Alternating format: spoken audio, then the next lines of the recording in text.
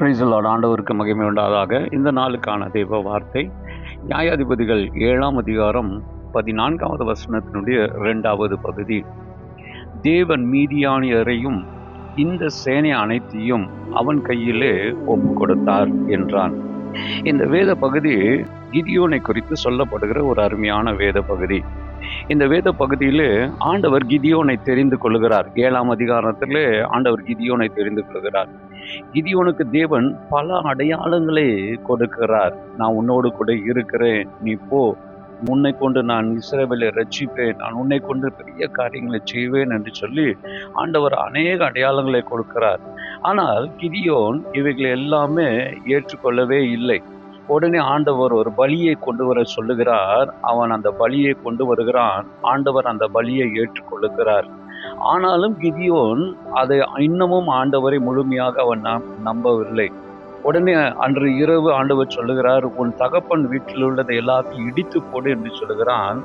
இத்தனை ஆடு மாடுகள் இத்தனை செய்தும் கிதியோனுக்கு திருப்தியாகவில்லை. கடைசியாக கிதியோன் ஆண்டவர்கிட்ட கேட்கிறான், ஆண்டவரே, நான் ஒரு தோலை கொண்டு வருகிறேன், அந்த தோலிலே நனைவதும் பின்பது அடுத்த நாள் காய்வதும் அடையாளத்தை எனக்கு காட்டும் என்று சொல்கிறார். உடனே ஆண்டவர் அதையும் செய்கிறார். ஒரு நாள் அந்த தோல் காய்கிறது, அடுத்த நாள் அது நனைகிறது. அப்பொழுதும் கூட இந்த கிதியோன் திருப்தியாகவில்லை. பின்பதாக ஆண்டவர் யுத்தத்திற்கு போகும்படியாக சொல்லும்போது அவர்கள் 32,000 பேரை அவன் தெரிந்தெடுக்கிறான். கடைசியில வெறும் 300 பேரை மாத்திரம்தான் தேவன் செலக்ட் பண்ணுகிறார். இப்பொழுதும் கூட கிதியோன் தன்னுடைய வேலையை அவன் ஆரம்பிக்கவில்லை. ஆண்டவர் அவன் கையில் ஒரு வல்லமை கொடுத்து விட்டார். இப்பொழுது ஆண்டவர் சொல்லுகிறார், உன்னுடைய எதிரியினுடைய கேம்பஸ்க்கு நீ போ, உன்னை குறித்து அவர்கள் சொல்லுகிறதை நீ கேட்பாய் என்று சொன்னார்கள். உடனே 7ஆம் அதிகாரம் 11வது வசனத்தில் கிதியோனும் கூட இருக்கிறவரும் அந்த எதிரியினுடைய பாளையத்துக்குள்ளே போகிறார்கள். அப்பொழுது அங்கே எதிரிகள் பரவலாக மணலத்தனையாக பரவி அங்கே இருக்கிறார்கள். அப்பொழுது அங்கிருக்கிற அந்த எதிரிகள் பேசி கொண்டு இருக்கிறதை ஒருவன் பேசுகிறான். இப்படி நான் ஒரு கனவை கண்டு இந்த கூடாரத்தை கவிழ்த்து போட்டது என்று சொல்லுகிறான். அப்பொழுது அந்த எதிரிகளிலே ஒருவன் சொல்லுகிறான், இது கிதியோனே அல்லாமல் வேற அல்ல, கிதியோனே அவனுடைய சேனையும் நம்முடைய கூட்டத்தை பிடித்து விட்டார்கள் என்று சொல்லி அவன் சொல்லுகிறான்.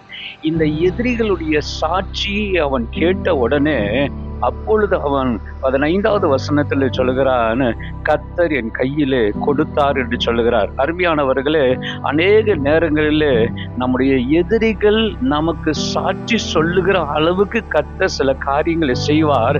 அப்பொழுது நீங்கள் தெரிந்து கொள்வீர்கள், இந்த காரியம் எல்லாமே கர்த்தர் உங்களோடு கூட இருந்துதான் செய்தார் என்று.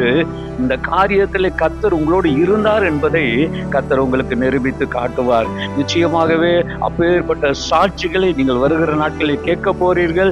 நீங்கள் தாழ்த்தப்படுவதல்ல, நீங்கள் உயர்த்தப்பட போகிறீர்கள். கர்த்தர் உங்களை மேன்மைப்படுத்துவாராக. God bless you.